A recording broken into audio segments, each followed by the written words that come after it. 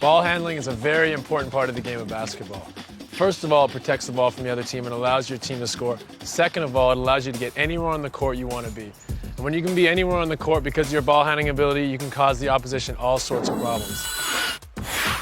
To be a good ball handler, you have to practice. That's the most important thing. It's the easiest way to be successful and to be a good ball handler is to practice every day. When I was a kid, I practiced for 15 minutes every day, no matter what, just at ball handling.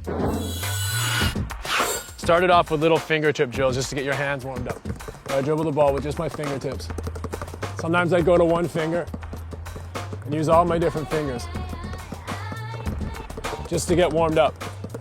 Then when you get warm, you can start doing figure eights. This is important to use both hands and dexterity, and as you get better, try not to look at the ball.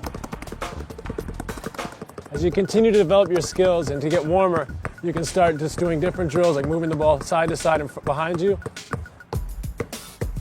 on the side of you, and in front of you. Switching one hand, using both hands, just making sure you use both sides of your body so that no matter where you are on the court,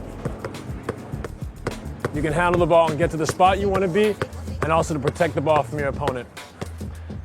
That is why ball handling is important. Once the ball starts to feel more comfortable in your hand, it's important to start working on your moves, or ways to avoid defenders and difficult situations. One of the easiest moves and the most fundamental moves that's also the most successful is the crossover dribble. The most important thing about making a crossover move is to be on balance. If you're off balance, it's very difficult to keep the ball in your hand. It's also very difficult to elude defenders. So when you're on balance, you're always in a basketball position where your back is straight, your waist is bent, your feet are shoulder width apart. And as you attack your defender, it's really important to change direction. As you dribble at your man, you get him leaning one way, you cross over and you go the other way. Another great way to beat a defender is to dribble behind your back. The same principles apply. You have to be on balance and try to get the defender off balance.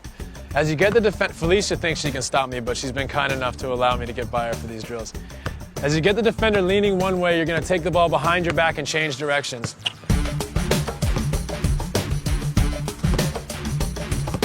It's another really effective way, if you stay on balance, to keep the ball under control, beat the defender, and cause the defense all sorts of problems. It's important to practice the behind-the-back dribble. As the ball gets more comfortable in your hands, you can just dribble up and down the court, throwing it behind your back. The better you get, the less you can look at the basketball. This gives you an advantage because you can still see behind the defense, especially once you've beat your defender. 66% from the field. James Carter's percentage goes down as he misses. Nash behind the back. It's important to be efficient and go in straight lines. When you go north and south, you really punish the defenders. You make them really work. But if you go east and west or take banana routes towards the basket, it's really easy for the defense to recover. Their first game against Puerto Rico, a loss 80-75. They didn't do a good job taking shots they normally take and making them. There's Steve Nash doing a nice job of getting to the bucket. Angie's going to help me demonstrate a few more ball handling moves. The same things apply with all ball handling moves. To be on balance, have a change of pace and a change of direction. The next move I want to demonstrate is the between the legs dribble, where again I want to get the defender, Angie, leaning in one direction and change direction by going between my legs. This is especially effective because your leg protects the ball from the defender. So as I get Angie leaning in one direction, I'm going to dribble between my legs and change direction. Here, you try. Very good. Angie, you're doing great. I want you to help me demonstrate the spin move. It's again important with the spin move to stay on balance. This is another way to protect the ball with your body and change direction and pace, enabling yourself to get past the defender. Let me demonstrate. As I get Angie leaning in one direction, I'm going to spin past her and keep my head up so that I can see the rest of the defense. Nice, and she scored on me. How about that? Remember, on the spin dribble, the first thing that turns is your head. You have to see the defense and be ready. There's one more move I want you to help me demonstrate, and that's the in and out dribble. It's like a fake crossover. As you cross the ball over, you bring it back with the same hand to change pace and change speed to get past the defender. Let me demonstrate. As I pretend to cross over on Angie, I bring the ball back in the same direction. Very good. Scored on me again. Thanks a lot. It's really important to keep your head up so that after you beat your defender, you see what the rest of the defense is offering you. Angie, you've been killing me. You've been so good, I'm gonna have to ask you to take a seat. Sorry about that. Let's get Dermaine out here. Come on, Dermaine, let's see what you can do. You ready?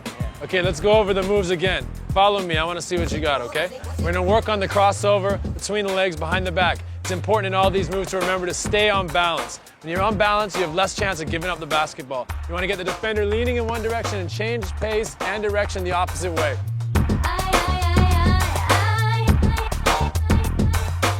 Okay, between the legs. Same thing, but this time we're going to go between our legs to use our leg to protect the ball from the defender.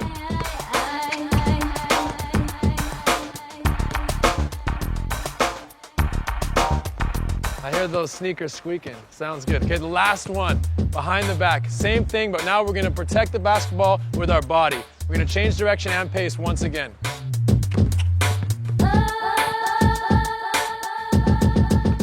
You're not giving me any breathing room. I like that. Thanks a lot.